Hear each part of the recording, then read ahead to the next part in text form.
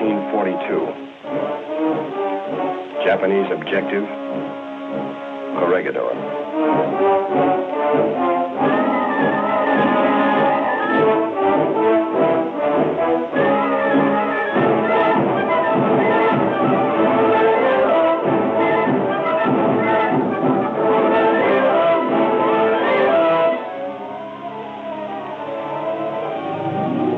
A president's order to leave.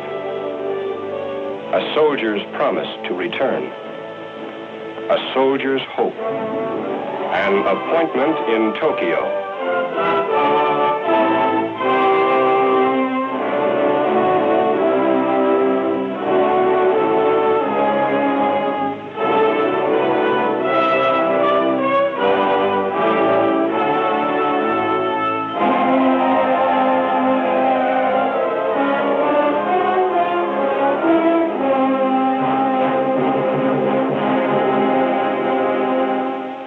May 5th, 1942. The enemy lands on Corregidor. General Jonathan Wainwright, defender of the Rock.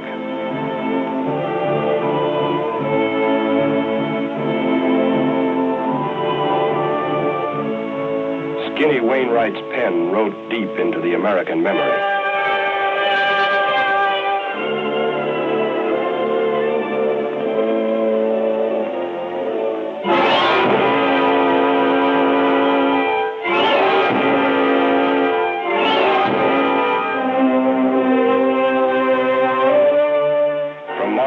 On Bataan, the Death March.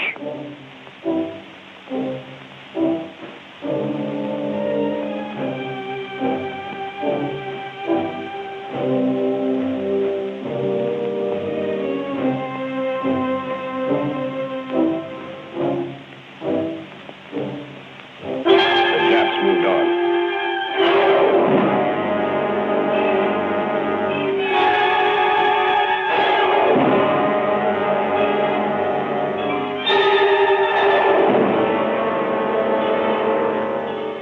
Until Australia itself lay open to invasion. At his Melbourne headquarters, General MacArthur faced grim facts. Against nearly 3,000 Jap planes, he had barely 500. Against Jap millions, he had 11 poorly equipped divisions. Australians, Americans. Against him were thousands of miles of Jap-infested islands and Jap-controlled seas. Against him was time and space and power and preparation. Against him was an area that made the vast United States seem small. American industry and labor were converting from the non-essentials of peace to the necessities of war.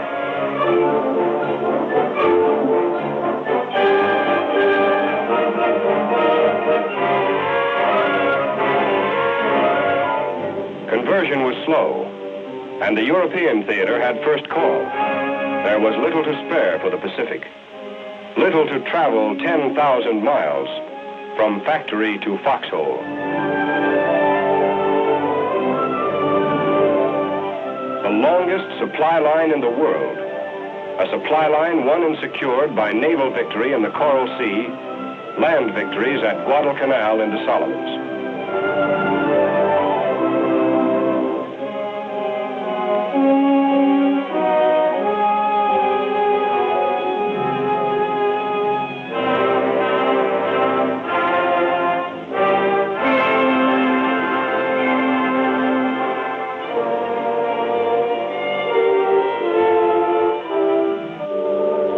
The Japs were still on the move. March 2nd, 1943.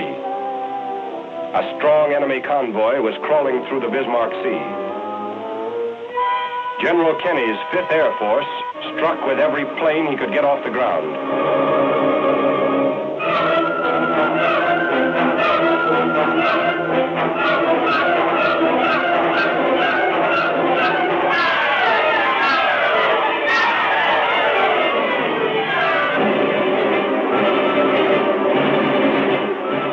Score, 22 shattered hulks, every enemy ship. A decisive aerial victory had been gained in a critical hour. The Jap had been stopped. This was the turning point. The job of fighting back to the Philippines and beyond to Japan required the closest teamwork of sea, land, and air forces. This brought together Douglas MacArthur and Chester Nimitz. Washington had a plan, 2 roads back to the Philippines. One from Hawaii along the string of coral fortresses, the Gilberts, Marshalls, Marianas, to Palau. This was the job for naval and army forces under Admiral Nimitz. Another from Australia would cut through the jungle of New Guinea, up the stairway of islands to Morotai. This was the job for the Army and Navy forces under the soldier who had made a promise to return.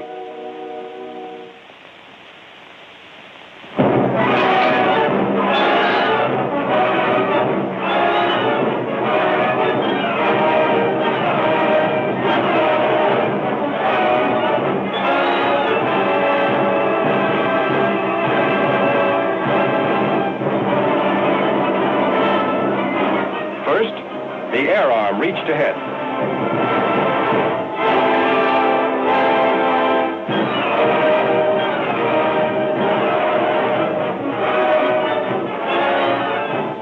Second, amphibious assault. Hit 'em where they ain't.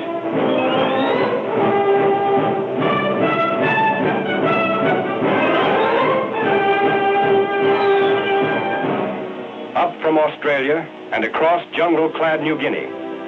We learned amphibious warfare and used the sea lanes for surprise until we had cut off Jap-packed Rabaul and stood on the Admiralties. By now, the Japs were dug in and ready at WWII. So we surprised Hollandia. WWII bypassed.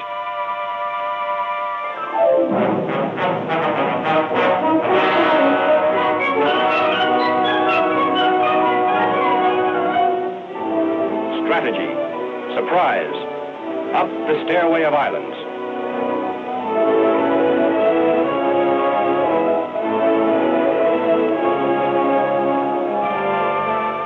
Morotai. The GIs of the Southwest Pacific were dug in and ready for the main event. To get here, they had left a lot of Japs behind them. Box score, 152,000 dead, 160,000 bypassed.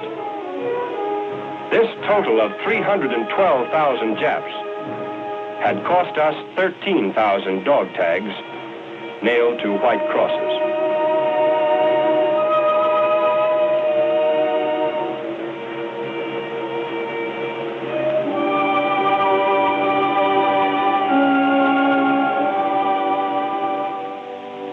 Meantime, the forces commanded by Admiral Nimitz in Hawaii faced a different kind of war. There were no places to hit 'em where they ain't. Every coral atoll we invaded would have to be taken Jap by Jap.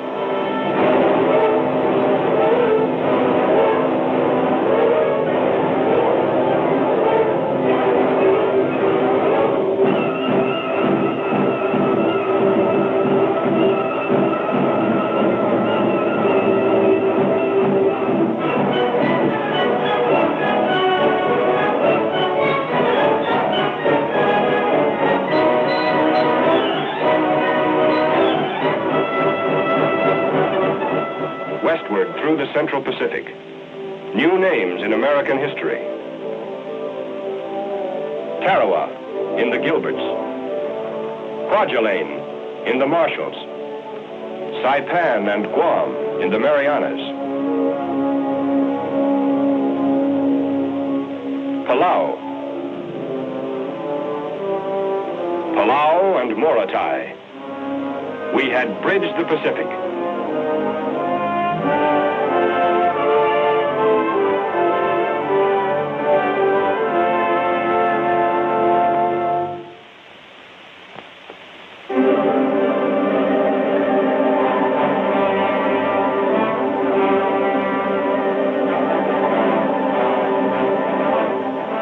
In early October '44, a combat-loaded convoy from Pearl Harbor was on its way to strike the enemy stronghold at Yap. One afternoon, a top-secret code message broke radio silence. For 3 years, our expanding Navy and Air Forces had prowled the Pacific, cutting Jap supply lines, smashing airstrips, blasting garrisons, until Jap losses made possible a big change of plans.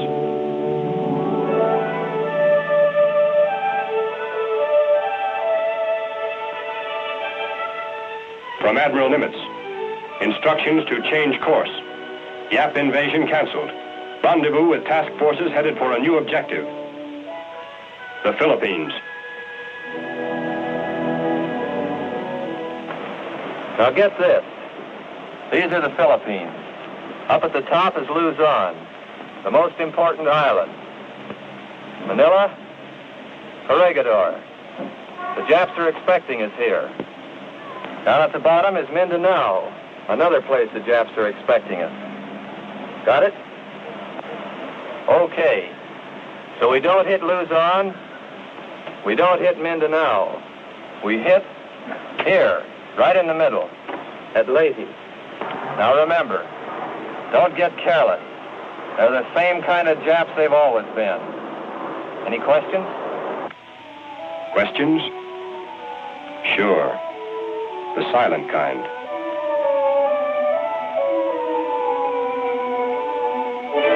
Yes, there are always questions.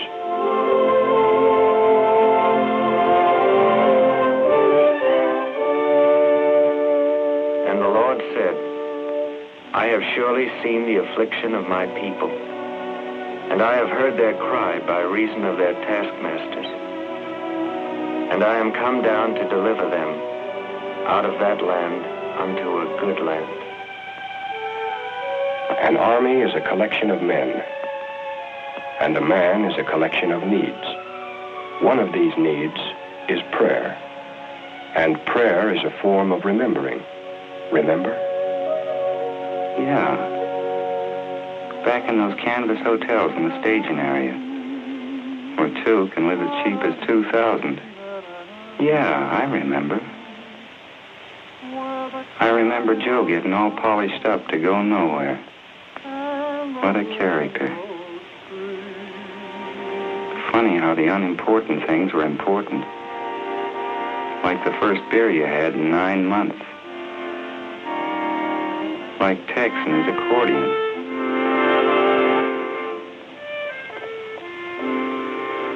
And you remember packing. Cutting down to just what you need, because what you take on your back. And you remember the things you left behind.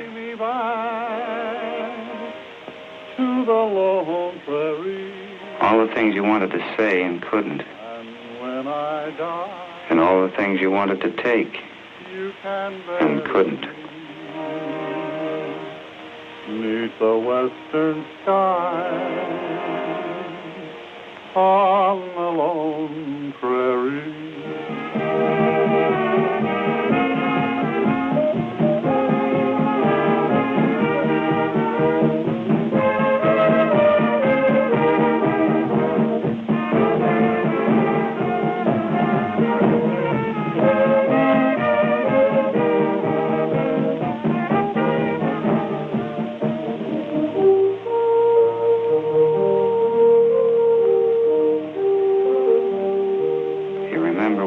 Submarine net slipped by thinking, well, this is it. I'm on my way.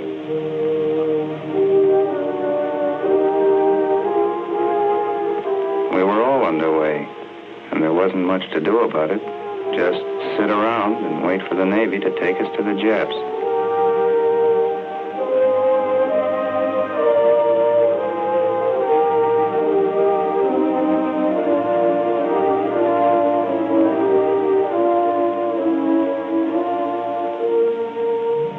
Funny how you remember all those things at a time like this.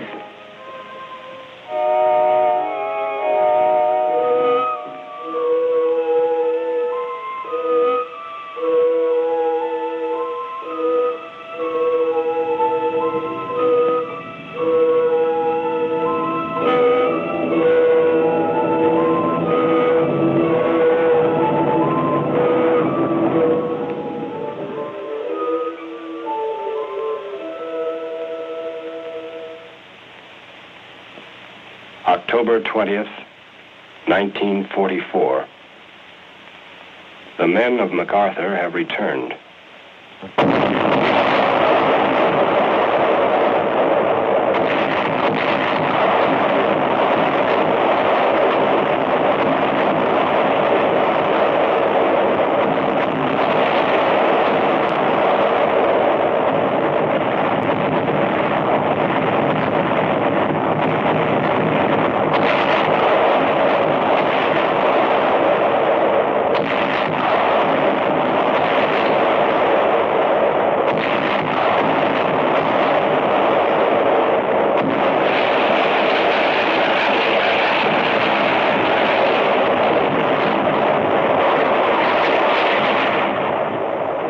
Waves,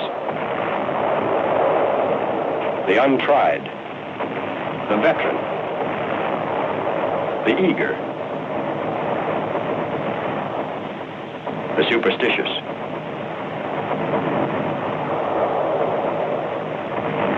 The first to land, some the first to fall.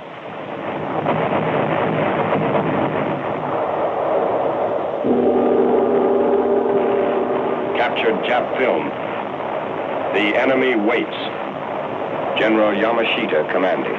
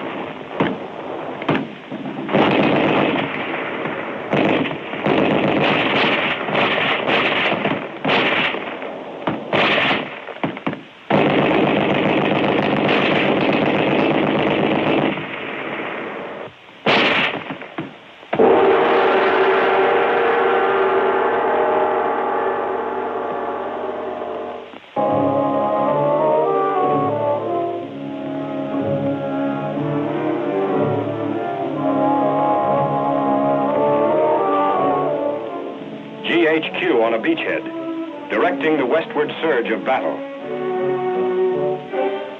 General Yamashita was determined to hold Leyte at any cost. To do this, he siphoned troops from garrisons of all neighboring islands.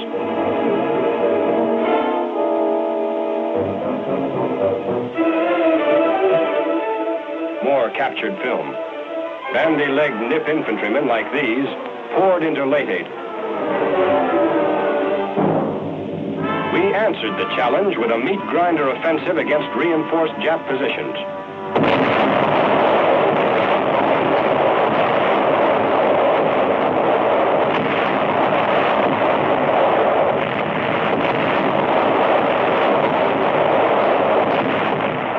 While the GIs pressed forward, grabbing ground, suddenly a new threat developed. The Jap fleet appeared, heading directly for both entrances to Leyte Gulf, moving to blast loose our toehold in the Philippines.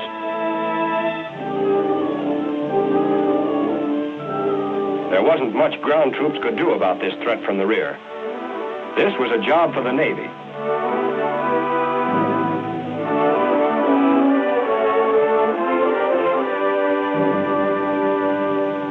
The first engagement was fought at night.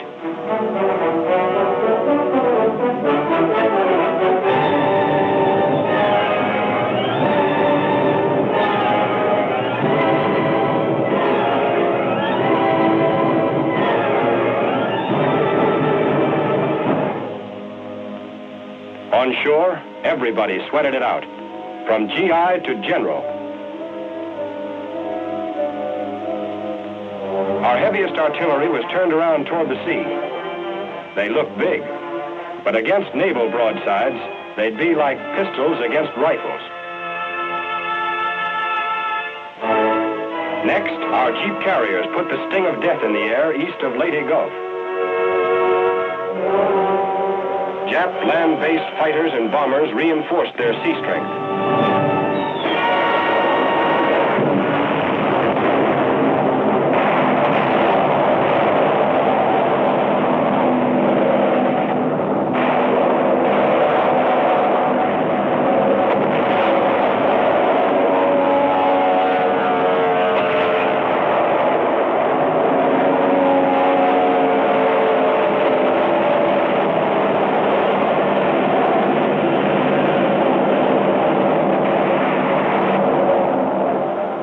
Some of our flat tops swallowed by flames, their planes still aloft, running out of gas. Leyte's captured strips were still unfinished, wet, but not as wet as the ocean.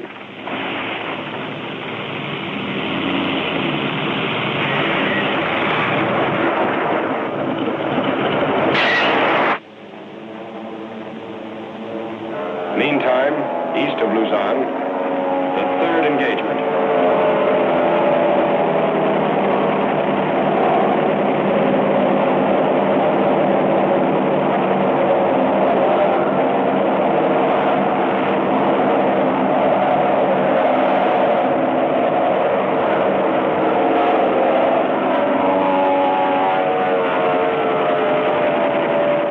Floating wreckage and floating Japs.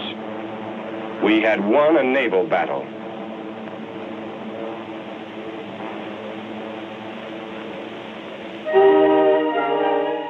Battle won, beachhead secure.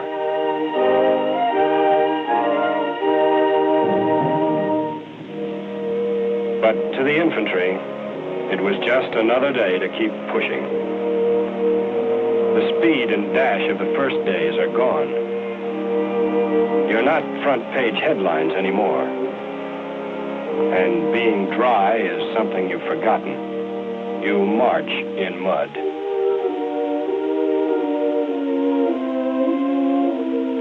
You eat in mud.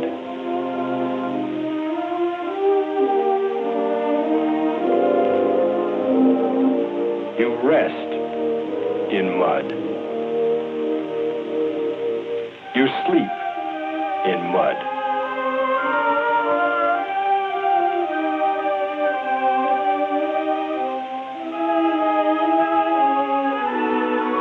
And as long as men remember war, they'll remember mud.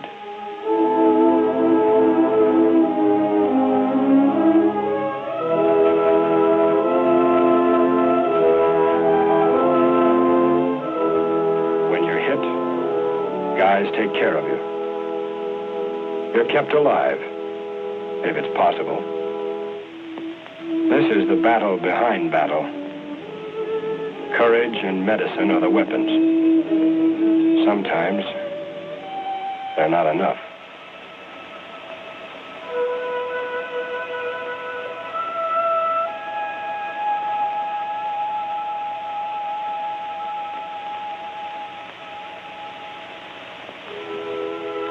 This is a cathedral, a large church in a small town. But this is only one church of one town, of one island. And there are thousands of islands where people like these are waiting.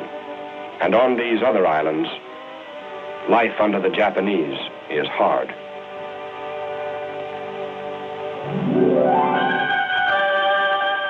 We knew what Jap domination meant. Guerrillas had kept us informed.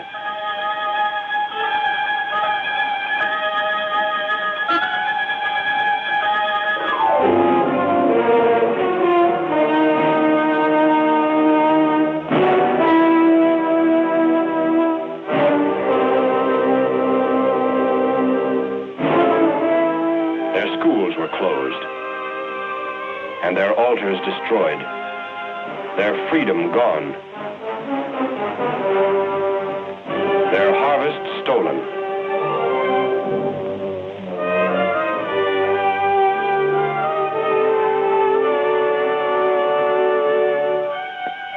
Death rate, American prisoners, bilibid, increasing. American prisoners. Outside, graves for the dead. Inside, graves for the living. All of these people, Filipino and American, were waiting. General George Kenney's Far East Air Force was delivering bombs to Jap targets on Luzon. Anything worth hitting was hit.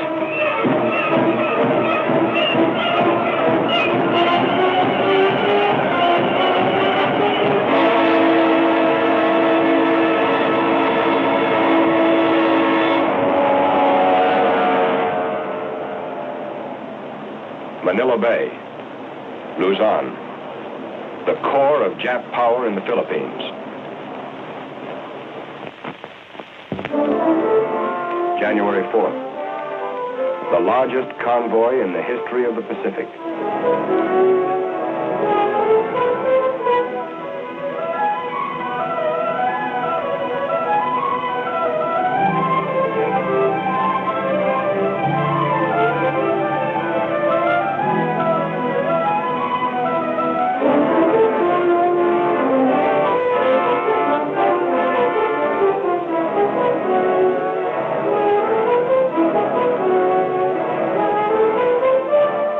January 9th, 1945.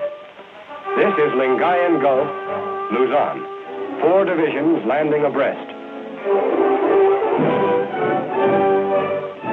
We had expected a very different kind of greeting than these cheering Filipinos who told us the Japs had pulled back 2 days before.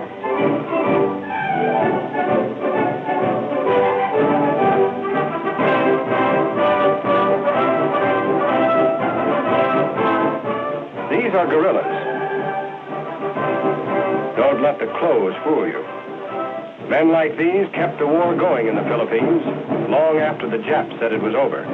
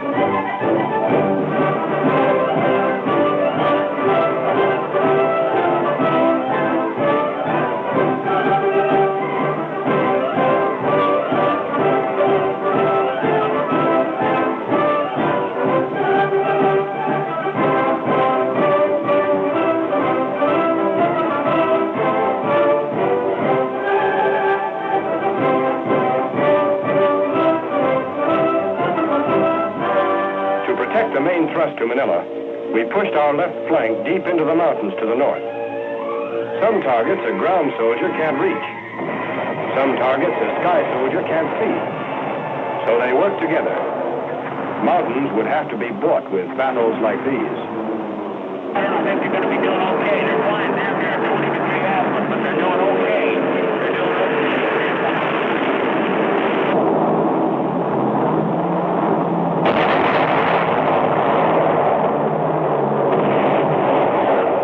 They're flying too much from northwest, too much from northwest to southeast. That is good. That is right on the ball.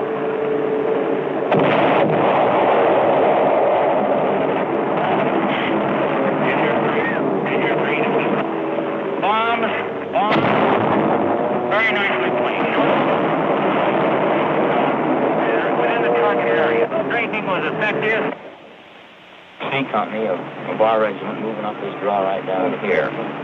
We had a mission of attacking this ridge directly to our rear, which is about 2380 on the map. B Company is moving through F Company's present position, located on this high ground back there. They're going to pass through F Company and attack up towards the same hill, 2380. Now, can you give me a concentration on that hill? On 2380? Right. Yes, we have the 4.2 mortars, the 155, 105, and 75, all zeroed right on the hill. We can drop it right in there.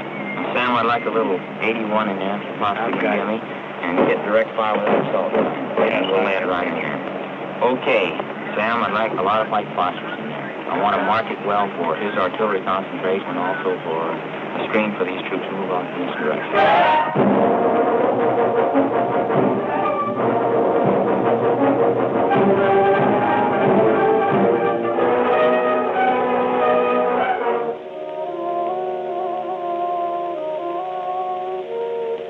Yea, though I walk through the valley of the shadow of death, I will fear no evil.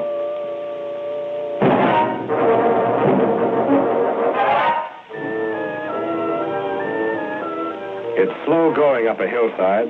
It's slow because you've got the hill against you along with the enemy on it.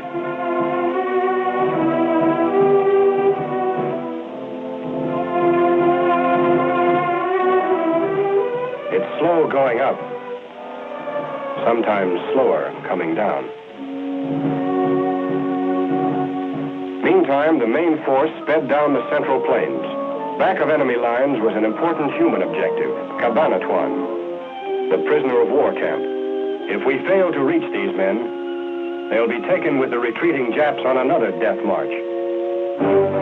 Hand-picked guerrillas and a company of rangers started on the rescue mission, 25 miles behind enemy lines.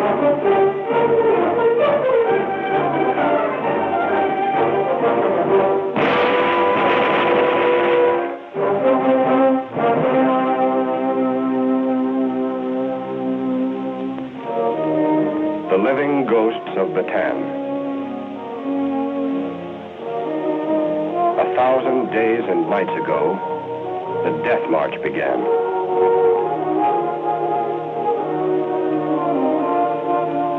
These are the few who finished it.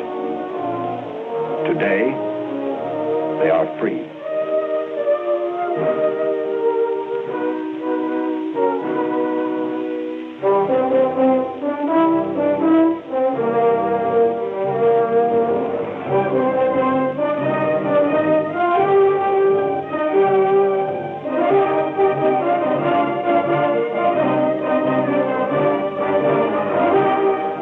Cabanatuan was a grim reminder that Filipinos and Americans were waiting in Manila.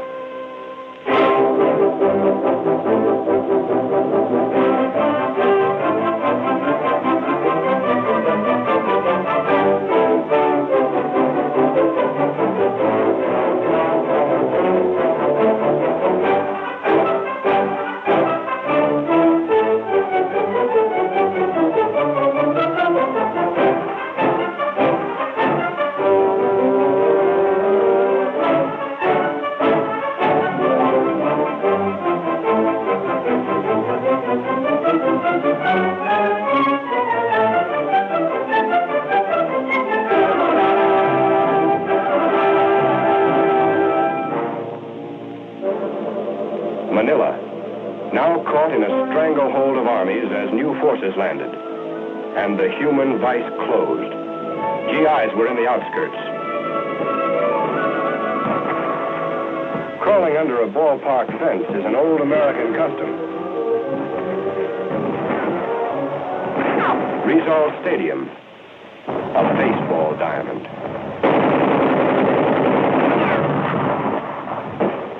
No game today.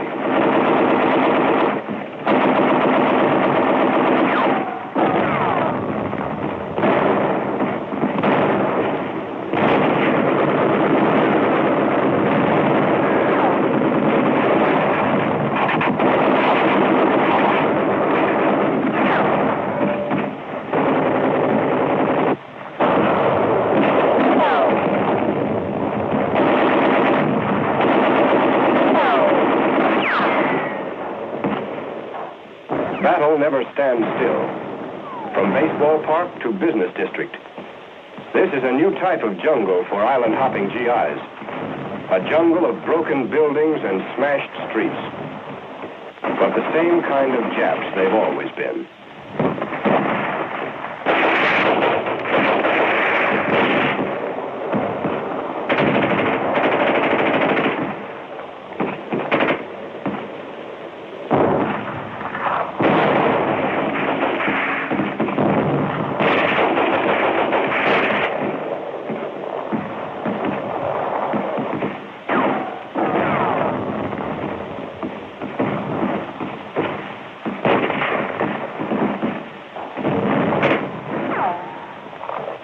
Yamashita had orders from Tokyo. Hold Manila or burn it.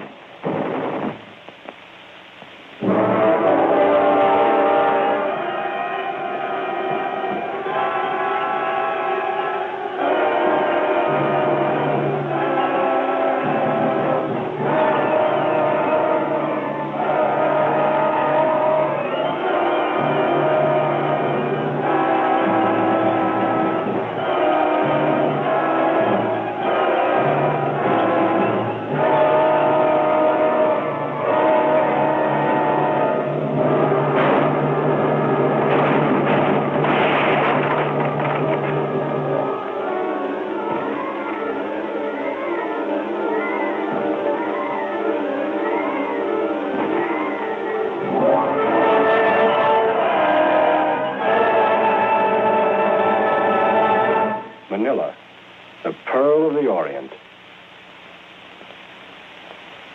This innocent-looking piece of paper translates as follows. Japanese field order of 13 February. All Filipinos found on the battlefield will be executed.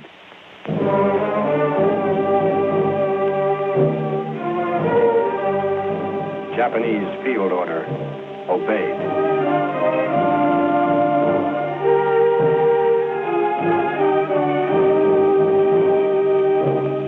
Between us and the walled city was the Pasig River. And Japs.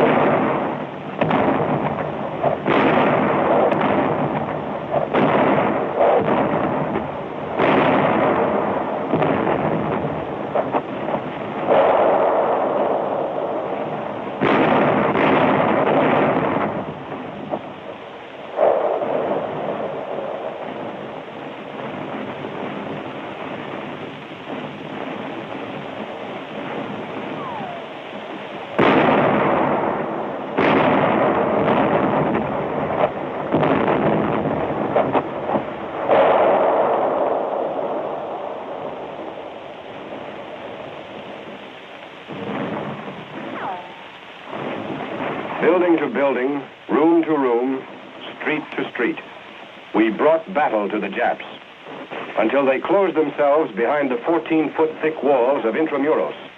a fortress within a city.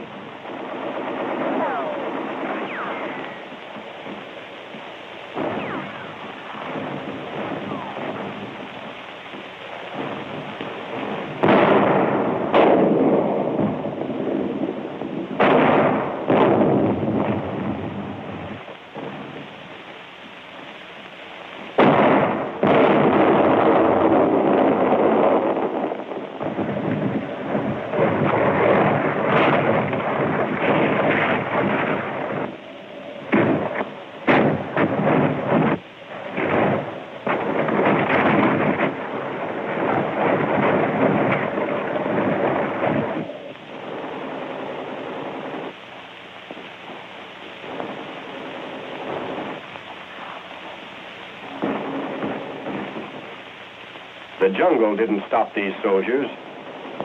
Neither did this wall.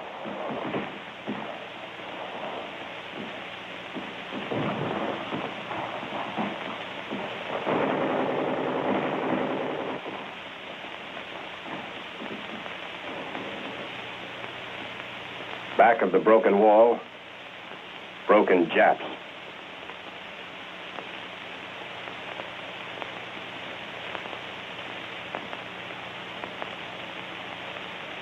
And all around them, broken homes. Homes thousands of miles away, but American homes. Because the people who lived in them shared with us the American spirit. This is the payoff of battle, the silent reward. Many have fallen, that this one may rise. This one may smile. This one may forget. This one may heal. This one may walk. This one may find a home. This one may find peace.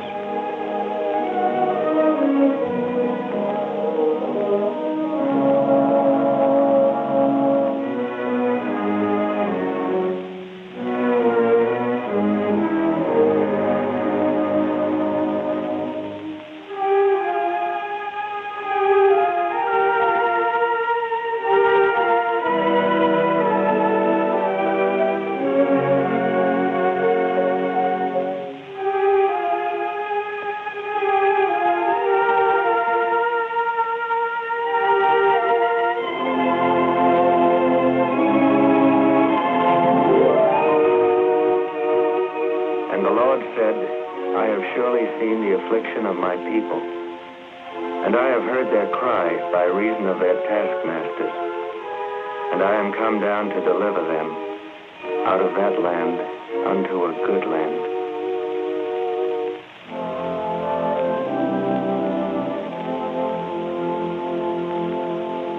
February 1945.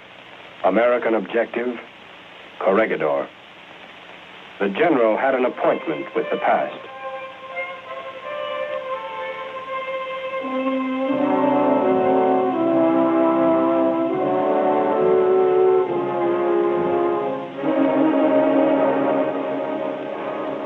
Corregidor, the name of a rock. But it's more than a name. The way Valley Forge and the Alamo are more than names. These men will be jumping into the middle of American history. Those that live will be saying in the years to come, I was there. I jumped on Corregidor.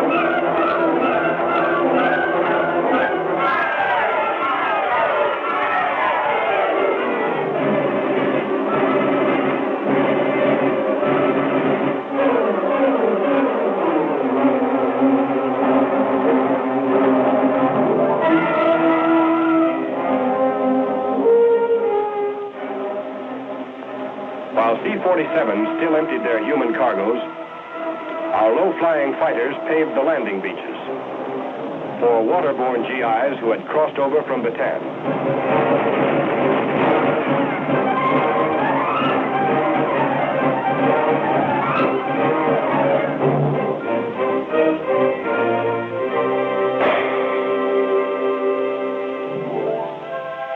12 days after we had landed on the rock, Corregidor is again an American fortress.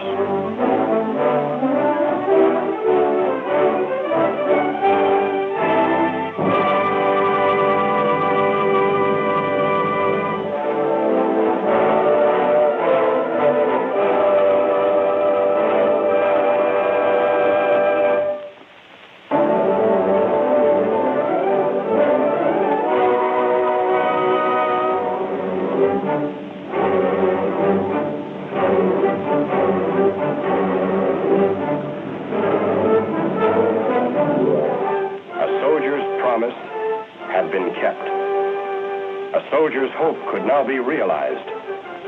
On to Tokyo.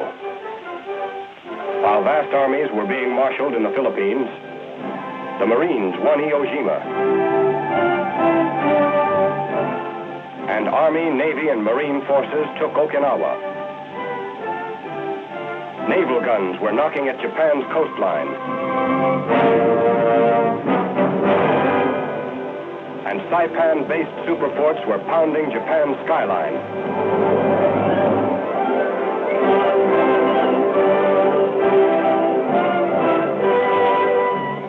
Atomic bombs on Hiroshima and Nagasaki. All this, and MacArthur's impending invasion, broke the enemy. The red sun of Japan had set. The might of a free people had come at last to triumph over the lords of war.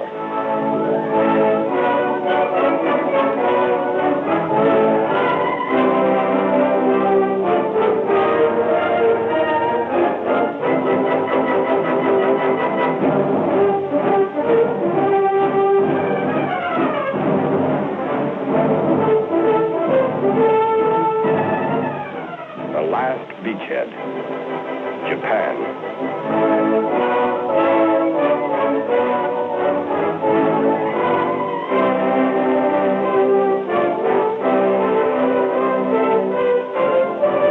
August 30th, 1945, at Sugi Airport. General of the Army Douglas MacArthur, Commander-in-Chief of the United States Army Forces in the Pacific, designated Allied Supreme Commander to accept the surrender of the Japanese. He was met by Lieutenant General Eichelberger, commanding the 8th Army.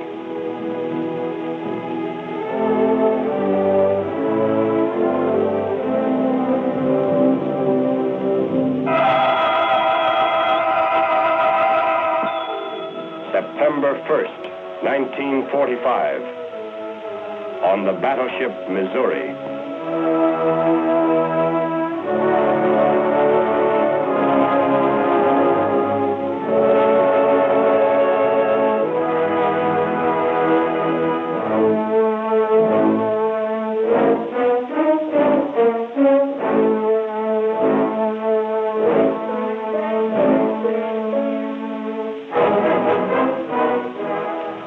It is my earnest hope, and indeed the hope of all mankind, that from this solemn occasion a better world shall emerge out of the blood and carnage of the past, a world founded upon faith and understanding, a world dedicated to the dignity of man and the fulfillment of his most cherished wish for freedom, tolerance, and justice. I now invite the representatives of the Emperor of Japan and the Japanese government and the Japanese Imperial General Headquarters to sign the instrument of surrender at the places indicated.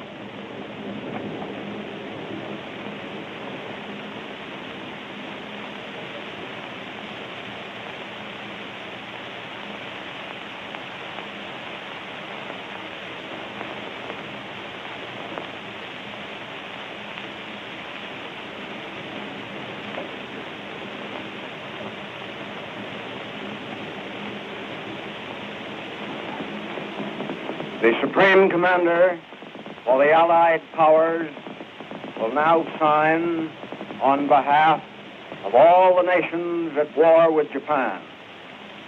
Will General Wainwright and General Percival step forward and accompany me while I sign?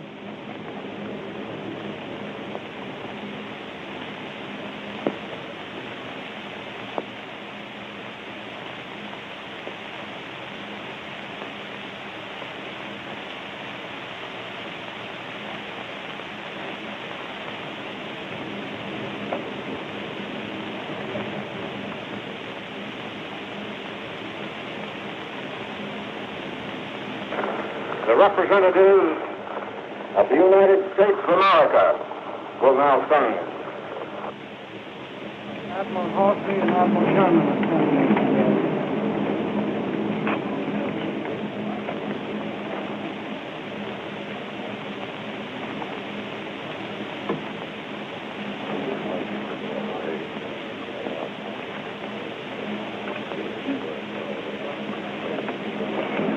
Let us pray that peace